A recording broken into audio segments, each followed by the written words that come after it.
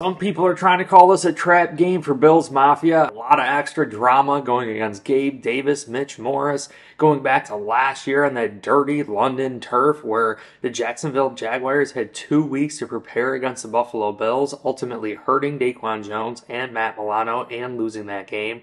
This is not a trap game. Buffalo Bills are going to get strapped up, ready to go. Even Josh Allen calling for Bills Mafia help this Monday night. Here's the article of Josh Allen saying that he has a special request for Bills Mafia this upcoming game, and it is to stay loud.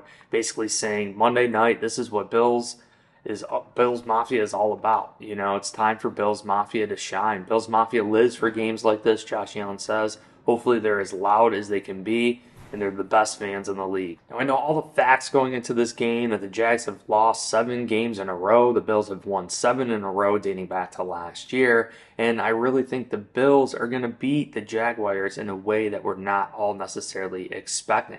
Going to London last year really didn't have us be ourselves. I think we kind of got away from ourselves.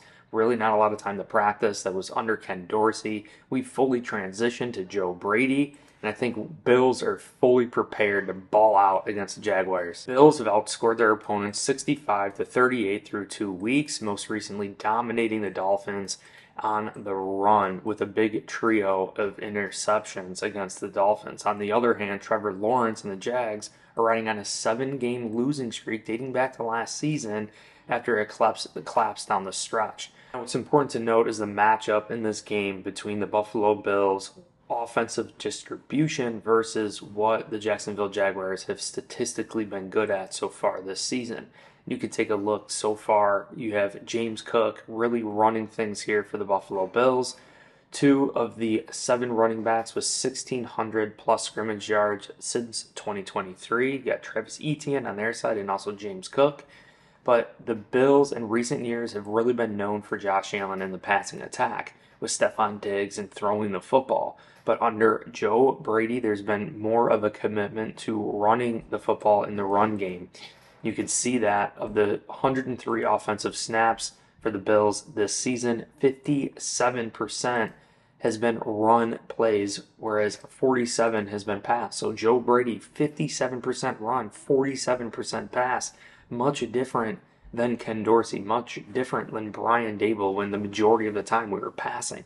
So there's definitely been a philosophy change on this team, but will that remain the same against the Jacksonville Jaguars, who in this article states that the Jaguars currently rank 11th in rushing yards allowed, but 30th in total passing yards. And this really opens up the door for Josh Allen in the passing attack this upcoming week. That's why I think guys like Keon Coleman, especially Khalil Shakir, going against a rookie in the slot is going to be absolutely huge for the Bills. And however Joe Brady cooks and dials things up, maybe Dalton Kincaid's in the slot at times. Maybe we have Curtis Samuel in the slot at times, or James Cook bumps out there as a receiver. So I really believe Buffalo Bills, there has been a commitment to running the football. I think in this game, being that the Jacksonville Jaguars are so bad against the pass, we're going to be really trying to pass the ball against a poor secondary for the Jaguars. Why I think this is going to snowball out of effect is because the Buffalo Bills have every single piece to run up the score on offense, and we have gotten turnovers, 3 turnovers last week. I think we're getting turnovers, the ability to run up the score offensively, the ability to be up by multiple possessions, like 2 touchdowns or more. And what that's going to do, it's going to force the Jacksonville Jaguars to pass the football, thus eliminating Travis Etienne, who's a dynamic running back.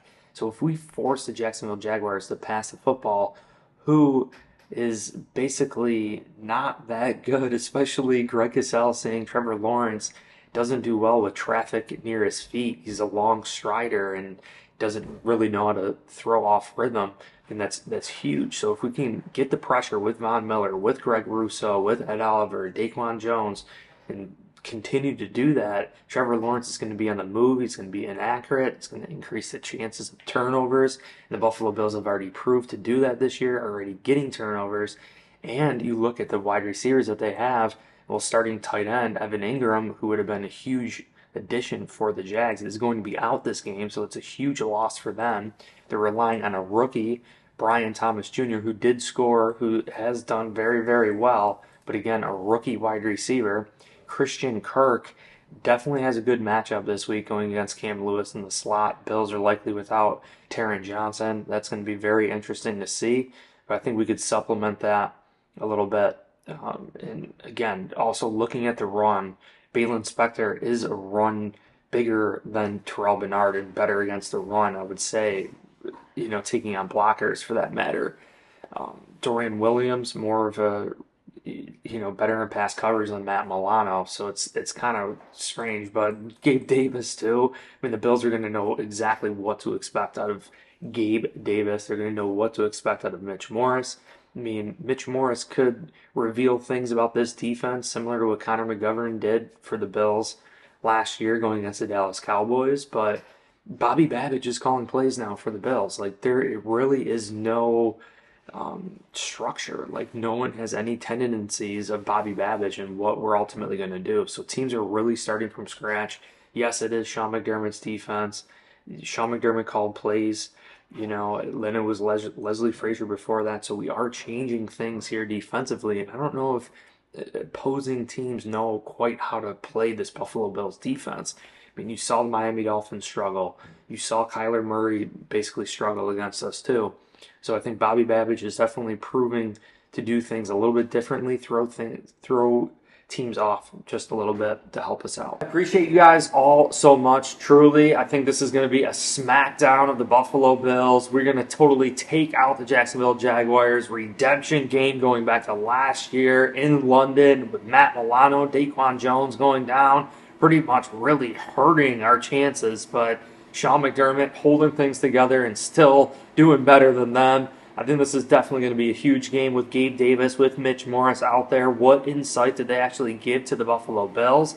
And knowing that James Cook has been so dominant for Bills Mafia, will that continue in this game going against a porous Jacksonville Jaguars secondary? I think that the Bills passing attack with Keon Coleman, with Khalil Shakir, are really going to do very, very well in this upcoming game.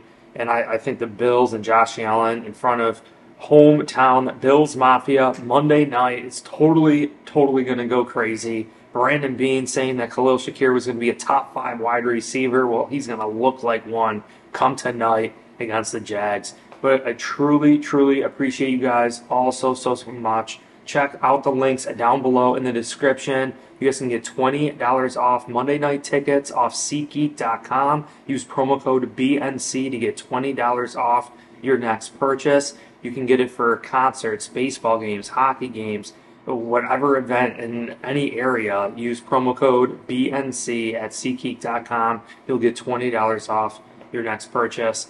But I truly appreciate you guys. Hit like, subscribe, and go Bills.